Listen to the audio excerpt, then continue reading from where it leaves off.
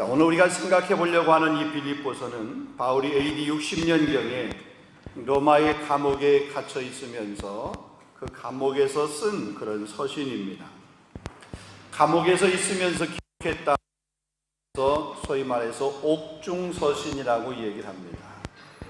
바울의 옥중서신은 4권입니다. 4장으로 되어 있습니다. 길지 않습니다. 짧은 장입니다. 그런데 이 짧은 장 속에 끊임없이 반복되는 단어, 여러 번 반복되는 단어가 있는데 그 단어는 기뻐하라, 기뻐하라. 무려 16번이나 이 기뻐하라고 하는 그런 말이 있습니다. 바울이 지금 있는 곳은 로마의 감옥입니다. 죄수의 몸으로 그가 감금되어 있는 것입니다. 자신이 처한 환경을 바라본다라고 그러면 기뻐할 만한 이유가 전혀 없습니다. 그런데 바울은 그 감옥의 환경 속에서도 기뻐하면서 빌립보 교회의 성도들 향해서도 너희도 기뻐하라, 기뻐하라, 기뻐하라, 계속해서 그 기뻐하라고 하는 것을 강조하고 있는 것을 보게 됩니다. 환경이 좋아서 기뻐하는 것이 결코 아닙니다. 감옥이 좋을 리가 있겠습니까? 그의 마음 가운데 주님이 주시는 그 기쁨이 있었기 때문에, 그러니까 주님이 주시는 그 기쁨을 가지고 그가 살았기 때문에, 그가 비록 감옥 안에 있든지 감옥 밖에 있든지 빈들이든지 사막이든지 어느 곳에든지 환경 때문이 아니라 주님 때문에 그는 기뻐하는 삶을 살았던 것입니다. 내가 살아도 주를 위해 살고 죽어도 주를 위해 죽나니 사나 죽으나 주님의 것이다. 바울에게는 이 믿음이 있었어요. 이 신앙이 있었어요. 그래서 그 환경이 그 주님이 주신 그 기쁨, 주님으로 인한 그 기쁨을 빼앗아가지 못했습니다. 그래서 그는 항상 기뻐했어요. 범사가 그에게는 감사했어요. 사랑하는 성도 여러분, 우리도 역시 마찬가지입니다. 우리가 감사할 만한 혹은 기뻐할 만한 그런 환경이 되어야만 기뻐하는 삶이라고 그러면 우리가 그 기뻐하는 그 기쁨의 근원은 주님으로부터 온 근원이 아닙니다. 환경으로부터 온 근원입니다. 그러면 난 기뻐할 거야. 여러분, 그 기쁨은 돈 때문에 기뻐하는 거지 주님 때문에 기뻐하는 건 아니에요. 때로 우리가 일상을 살면서 부족함이 없고 불편함이 없고 때로는 넉넉한 그런 삶의 환경이 됐을 때에 우리 몸이 반응하는 그런 기쁨이 분명히 있습니다. 그런데 우리 그리스도인은 적어도 저와 여러분 우리들은 그런 기쁨으로 인한 기쁨보다 더 높은 차원의 그 기쁨이 있어야 돼요. 내게 아무것도 없다 할지라도 주님 한 분만으로 인해서 나는 기뻐할 수 있다. 여러분, 하박국 선지자의 그 고백, 그 기쁨이 저와 여러분 가운데 있을 수 있기를 주님의 이름으로 축원합니다. 자, 신약 성경 중에서 바울이 기록한 서신은 모두 13권입니다. 바울 서신의 그 수신자인 각 교회들을 가만히 보게 되면 여러 가지 문제들이 있었던 것을 우리는 찾아볼 수 있습니다. 로마 교회, 본 갈라디아 교회, 율법주의자들에 의해서 복음이 왜곡되고 혼란스러운, 여러분 고린도 교회 우리가 잘 아는 것처럼 교회 내에 분파, 핀가르기, 파당, 이 짝을 짓는 것, 이런 것들이 있었습니다. 서로 송사하는 문제, 재판하는 문제들이 있었습니다. 음행의 문제, 영적 타락의 문제들이 고린도 교회 안에 있습니다. 어느 교회, 다른 교회보다 고린도 교회는 이런 여러 가지 문제점들이 있었습니다. 에베소 교회, 본 골로새 교회, 거짓 사도들 잘못된 이단 사상으로 인해서 여러 가지 문제점들이 있는 그런 교회였습니다. 데살로니가 교회, 임박한 종말론, 예수님의 재림에 관한 그 잘못된 교훈에 빠져 있었던 그런 교회입니다. 자, 그런데 오늘 이 빌립보 교회도 전혀 문제가 없었던 것은 아닙니다. 문제가 있었습니다. 그러나 상대적으로 책망할 것이 좀 적었던 그런 교회인 것을 보게 됩니다. 자, 그래서 오늘 본문을 보게 되면 바울의 그 마음이 이 빌립보서 안에 담겨져 있고 그 마음이 표현되어 있는 것을 보게 되는데, 그 마음에서 우러나오는 감사, 사랑, 그 기쁨을 이야기합니다. 자, 본문 3절 4절입니다. 3절 4절을 보면, 내가 너희를 생각할 때마다 나의 하나님께 감사하며 간구할 때마다 너희 무리를 위하여 기쁨으로 항상 간구함은 그랬습니다. 여러분, 쉬운 성경으로 다시 한번 읽어드리겠습니다. 나는 여러분을 생각할 때마다 하나님께 감사드립니다. 또한 여러분 모두를 위해서 항상 기도할 때마다 기쁨으로 간구합니다. 이렇게 말하고 있습니다. 내가 너희를 생각할 때마다, 여러분 이 말은 무슨 말입니까? 바울이 우리가 잘 아는 것처럼 마게도냐의 환상을 보고 아시아에서 복음을 전하다가 마게도의 환상을 보게 되었고, 그래서 마게도 건너와서 그 첫 번째 도성이 바로 빌립보라고 하는 곳입니다. 그 빌립보라고 하는 곳에 루디아라고 하는 그 여인이 회심을 하게 되었고, 그 루디아의 그 집에서 교회가 시작이 되었고 목회가 시작이 되었습니다. 지금 바울이 내가 너희를 생각할 때마다 라고 하는 것은 그때를, 루디아의 집에서 교회가 개척이 되고 그곳에서 목회를 하면서 이 빌립보 교회 성도들과 함께 신앙생활을 하던 그때, 지금 비록 몸은 멀리 떨어져 있지만 바울이 그들에게 복음을 전했던 그때를 생각을 하면서 이 빌립보 교회가 복음 전파의 사역을 잘 감당하고 있는 모습에 감사하고 있습니다. 그리고 계속해서 그 빌립보 교회를 떠나 있음에도 불구하고 빌립보 교회를 생각을 하면서 기도하고 있다고 하는 것을 이야기합니다. 본문 5절 6절입니다. 내가 첫날부터 이제까지 복음을 위한 일에 참여하고 있기 때문이야. 너희가 첫날부터, 그 첫날은 교회 개척이겠죠. 빌립보 교회 시작이겠죠. 그때부터 지금까지 복음을 위한 일에 참여하고 있다는 거예요.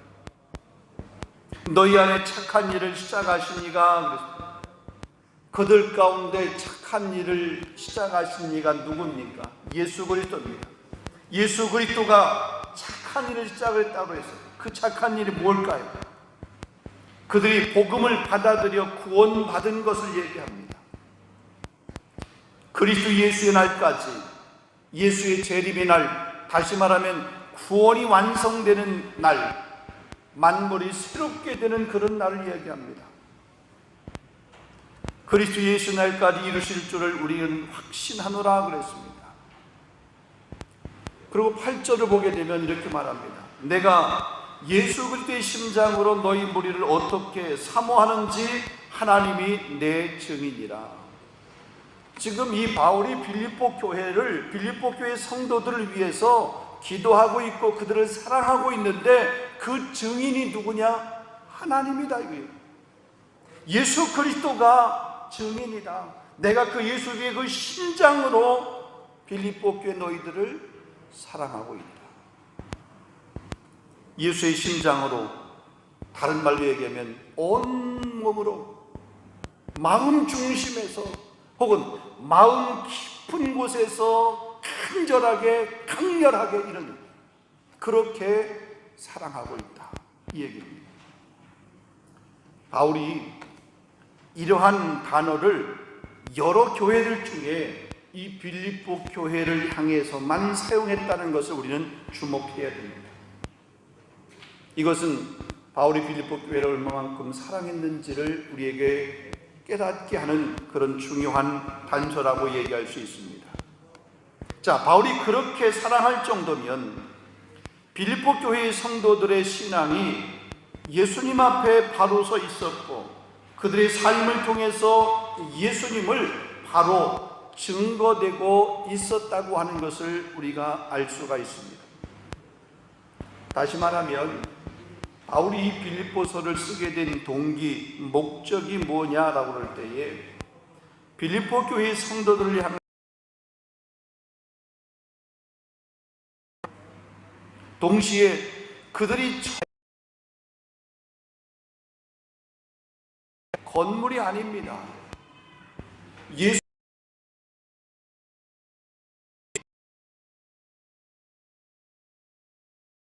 쓰임 받는다라고 그런 것은 우리가 복음 전파의 도구로 우리가 받아야 되는 거죠. 때를 얻었지 못 얻든지 항상 힘쓰라 그랬습니다. 지금 바울이 이 빌립보 교회를 칭찬하는 것은 그 일을, 교회의 본질 사명을 빌립보 교회가 잘 감당하고 있었다는 거예요. 그런 것을 보게 됩니다. 자, 그러면서 바울이 이제 빌립보 교회 성도들에게 당부하는 기도가 있습니다.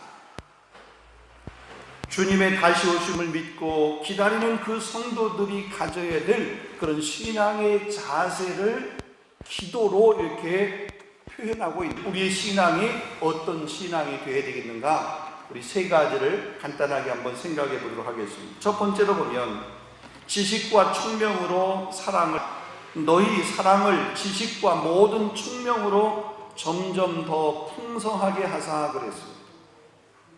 자, 여기서 말하는 사랑, 이 사랑은 헬라어 원어로 보게 되면 아가페입니다. 아가페. 여러분, 이 아가페의 사랑이라고 하는 것은 하나님이 우리에게 주신 사랑입니다. 예수님이 십자가에서 우리에게 보여주신 사랑입니다. 값없이, 대가 없이 우리에게 주신 그 사랑, 아낌없이 주신 그 사랑을 말하는 것입니다. 자, 우리가 예수님의 제자라고 그러면 우리도 그 예수님의 사랑으로 풍성해야 한다는 것입니다. 예수님을 믿는 사람에게는 반드시 예수님의 사랑이 나와야 됩니다.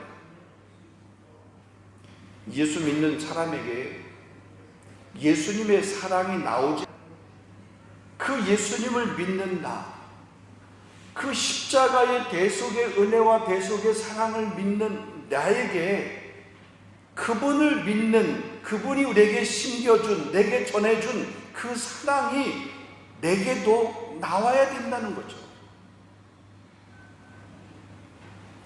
만약에 그것이 내 안에서 그런 사랑이 나오지 않는다라고 그러면, 아니 조건적인 사랑이 나오고 이기적인 사랑이 나온다라고 그러면 그건 문제라는 거죠. 내가 좋아하는 사람만 사랑하거나 혹은 선택적인 사랑, 편애하는 사랑, 이런 사랑은 예수님의 사랑이 아닙니다. 예수님께서 우리에게 보여주신 사랑이 아닙니다. 하나님께서 우리에게 주신 사랑이 아니라는 거죠.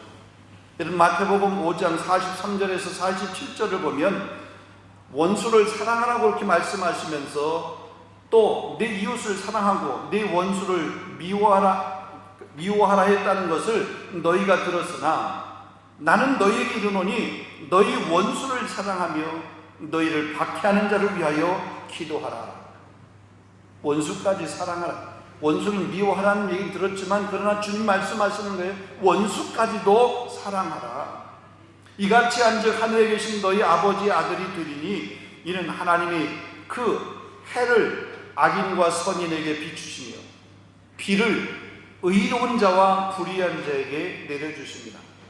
너희가 너희를 사랑하는 자를 사랑하면 무슨 상이 있으리요? 세리도 이같이 아니하느냐? 또 너희가 너희 형제에게만 무난하면 남보다 더한 것이 무엇이냐? 이방인들도 이와 같이 아니하느냐 그랬습니다.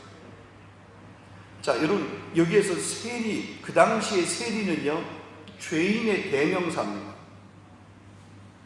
이방인은 예수님을 믿지 않는 사람입니다.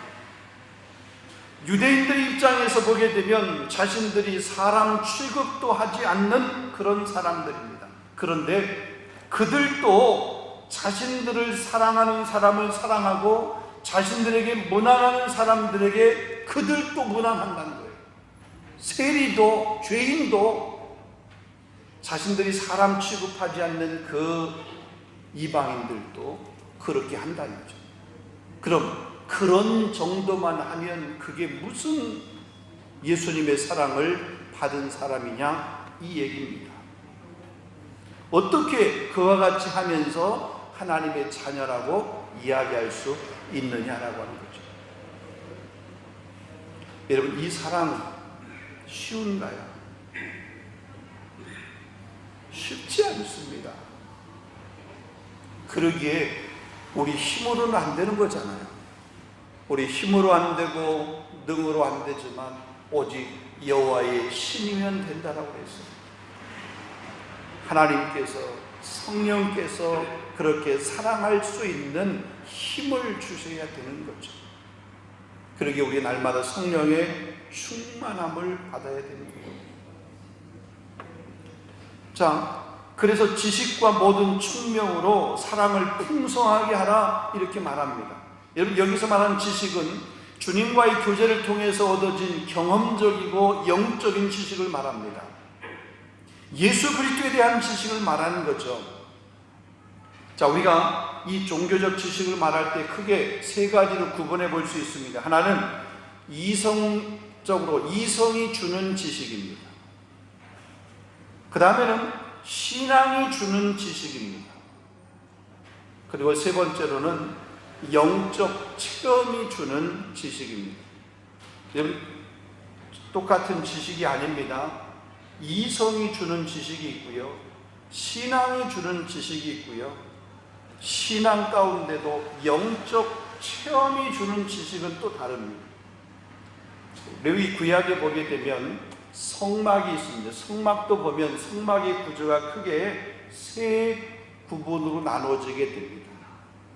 그 이방인의 뜰, 성막의 뜰이 있습니다.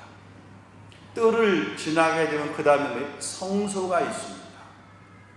성소를 지나면 그 다음에 안쪽에 뭐가 있어요? 지성소가 있어요. 지식도 보면 이 지성소, 영적 체험을 통한 지식, 지성소, 하나님의 그 임재 장소, 그 시온소가 있는 그곳, 여러분, 이런 영적 체험을 통한 지식, 이런 지식이 우리를 풍성케 하게 될 때에 우리가 불가능할 것 같은 그런 사랑도 하게 되는 것입니다. 자, 이런 지식과 이 총명은 성령의 도우심만으로 가능하다. 그래서 성령 충만해야 된다, 이 말씀을 드리겠습니다. 자, 그럼 두 번째로 보게 되면 선한 것을 분별하는 삶을 살아야 됩니다. 따라 한번 하겠습니다. 영적 분별력이 필요하다. 네, 선한 것을 분별할 수 있는 그런 삶 능력이 우리 가운데 있어야 됩니다. 그럼 본문 10절을 보겠습니다. 너희로 지극히 선한 것을 분별하며 또 진실하여 허물 없이 그리스도의 날까지 이르고 그래서, 자, 지극히 선한 것, 여러분, 무엇을 말하는 것입니까? 지금 바울이 빌립보 교회에게 이야기하는 거니까 교회가 가져야 될 교회의 그 정체성을 이야기합니다. 성도가 가져야 할 그 바른 신앙, 믿음을 말하는 것입니다. 교회는 현재 존재하고 있지만 언제나 예수 그리스도의 재림을 기다리는 종말론적인 공동체입니다. 교회는 사람들이 모여서 그 안에서 우리가 교제하지만 그러나 성령의 교제로 이루어진 성령 공동체가 바로 교회입니다. 성도는 비록 땅의 건물을 공동체입니다. 교회는 사람들에 의해 움직이고 사람들에 의해 세워져 가는 것 같지만 성령께서 함께하지 아니하시면 아무것도 할 수 없는 가장 연약한 집단이 바로 교회입니다. 이게 바로 교회의 정체성입니다. 교회다운 교회, 올바른 교회의 상을 가져야 된다라고 하는 그런 말입니다. 이것이 우리가 바라보아야 하고 우리가 붙들어야 할 최고의 가치라는 것입니다. 또한 여기서 분별하다라고 하는 말이 있습니다. 구별하다 혹은 판단하다라고 하는 그런 말입니다. 여러분, 이 말을 쉽게 설명하면 이렇게 이 돈 가운데 위조 지폐 있잖아요. 이게 진짜인지 가짜인지 그거를 구분하는 것, 판단하는 것, 판별하는 것, 그걸 가리킬 때에 사용되는 단어, 그게 구별하다라는 겁니다. 로마서 12장 2절 말씀은 이렇게 말합니다. 너희는 이 세대를 본받지 말고 오직 마음을 새롭게 함으로 변화를 받아 하나님의 선하시고 기뻐하시고 온전하신 뜻이 무엇인지 분별하도록 하라. 여기 분별하도록 하라, 같은 단어입니다. 여러분, 분별할 줄 아는 삶을 살아야 됩니다. 우리가 하는, 내가 하는 사랑이 정말 참 사랑인지 억지로 하는 거짓 사랑인지 가식적인 사랑인지 이거를 내가 분별할 수 있어야 되는 거죠. 우리 교회가 어떤 사역을 하는데 그 사역이 정말로 주님이 우리 교회에게 맡겨주신 그 사명 공동체로서 그 사역을 감당하는 것인지 아니면 우리끼리 뭔가 그냥 자랑하기 위해서 하는 사역인지 이런 것들을 우리가 분별해서 할 줄 알아야 됩니다. 이 일을 함으로 하나님이 영광 받으시며 하나님의 영광이 나타나는 일인지 아니면 이 일을 함으로 내가 영광을 받으려고 내 이름을 드러내려고 하는 일인지 그거를 내가 분별할 줄 알아요. 그러고 할 줄 알아요. 해야 된다는 거죠. 우리는 영적인 분별력 가지고 이 분별의 영으로 우리의 기쁨이 아니라 주님의 기쁨, 우리의 영광이 아니라 주님의 영광이 드러나는 일에 저와 여러분 우리 교회가 쓰임 받아야 될 줄로 믿습니다. 우리가 이 대림절 기간 동안에 그 주님의 영광을 어떻게 드러낼 수 있을까? 그 마음으로 그 자세로 우리 대림절 기간을 보내야 됩니다. 그럴 때에 언젠가 주님이 우리에게 다시 오시게 될 때 우리의 모습이 그 주님 앞에 잘했다 칭찬받는 모습으로 그렇게 인정받게 될 줄로 믿습니다. 자, 마지막 세 번째입니다. 의의 열매를 맺는 삶을 살아야 됩니다. 한번 따라하겠습니다. 열매가 있어야 한다. 한 번 더 하겠습니다. 열매가 있어야 한다. 자, 본문 11절입니다. 예수 그리스도로 말미암아 의의 열매가 가득하여 하나님의 영광과 찬송이 되기를 원하노라. 바울이 빌립보 교회에게 얘기했습니다. 의의 열매가 풍성해서 하나님께 영광과 찬송이 되기를 원합니다. 이게 다시 오심을 기다리는, 주님의 다시 오심을 기다리는 성도의 신앙의 모습이, 믿음의 모습이 열매 없으면 안 되는 거죠. 사랑을 풍성하게 하고 선한 일을 분별하며 사는 사람 삶에는 반드시 의의 열매가 맺게 된다라고 말하고 있는 것입니다. 궁극적으로 그런 삶을 살려고 애쓰는 사람은 하나님께 영광을 돌리게 되고 하나님을 찬송하게 된다고 말하고 있습니다. 여러분, 에베소서 2장 10절 말씀을 보면 우리는 그가 만드신 바라 그리스도 예수 안에서 선한 일을 위하여 지으심을 받은 자니 이 일은 하나님이 전에 예비하사 우리로 그 가운데서 행하게 하려 하심이라. 우리가 지음받은 목적이 그 선한 일을 위해서, 그 일은 하나님이 전에 우리 예비하신 일이고 우리로 그 가운데서 행하게 하시기 위해서. 쉽게 얘기하면 우리가 예수를 믿고 하나님의 자녀가 된 것이 단순히 그냥 구원받고 천국 가기 위함이 아니라 우리가 이 땅에 사는 동안 선한 열매를 맺어서 하나님께 영광을 돌리고 세상에 선한 영향력을 끼치는 삶을 살아가도록, 아니 그렇게 살아가야 한다는 것입니다. 선한 행실 혹은 선한 행위를 통해서 우리가 구원을 얻는 것은 아닙니다. 그렇지만 구원받은 하나님의 자녀는 반드시 선한 열매, 의의 열매를 맺어야 된다는 거죠. 예수님이 시장하셔서 무화과 나무에 가서 열매를 얻기를 구했는데 열매가 없었습니다. 그 무화과 나무를 향해서 예수님께서 저주를 하신 거죠. 열매 없으면, 열매를 못 맺으면 부끄러운 구원 받게 되는 거죠. 우리가 대림절을 보내면서, 아니 우리 2021년 이 한 해를 우리가 마무리하면서 어떠한 열매를 맺었는지, 아니 어떠한 열매를 맺어가고 있는지 여러분 자신을 살필 수 있기를 원합니다. 지난해부터 시작된 이 코로나가 우리에게 많은 것을 빼앗아 갔습니다.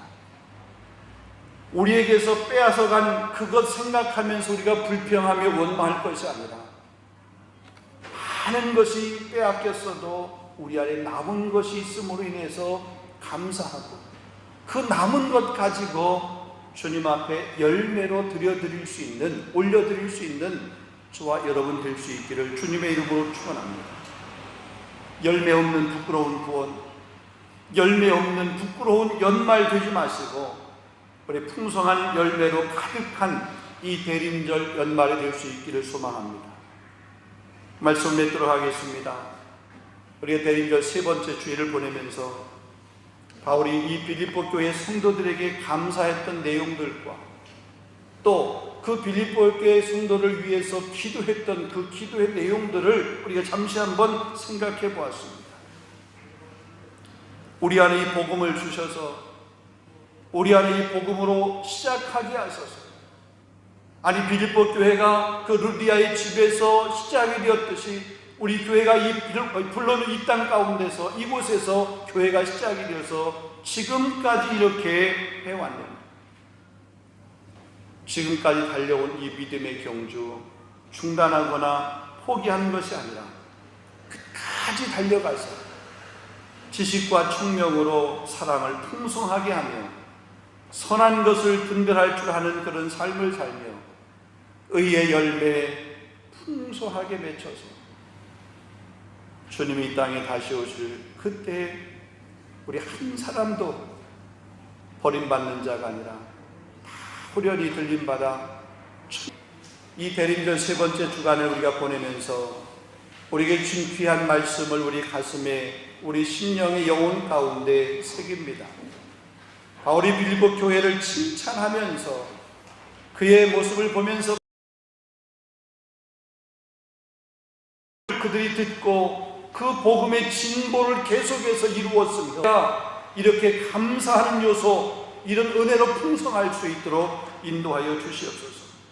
더 나아가서 사랑을 풍성하게 할 수 있도록, 영적인 분별력을 가질 수 있도록, 의의 열매를 아름답게 풍성하게 맺을 수 있는 우리 교회와 성도들이 되어질 수 있도록 인도하여 주시옵소서.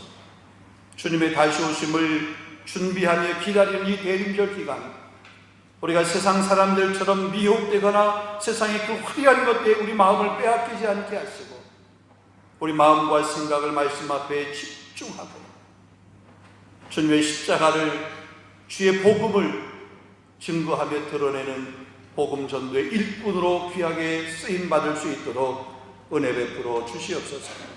우리의 자녀, 우리의 가정, 우리의 직장, 우리 삶의 모든 일터가 주님 앞에 영광 돌리며 주님을 찬송하는 일터가 되어지도록 축복하여 주시옵소서. 예수 그리스도 이름으로 감사하며 기도하옵나이다. 아멘.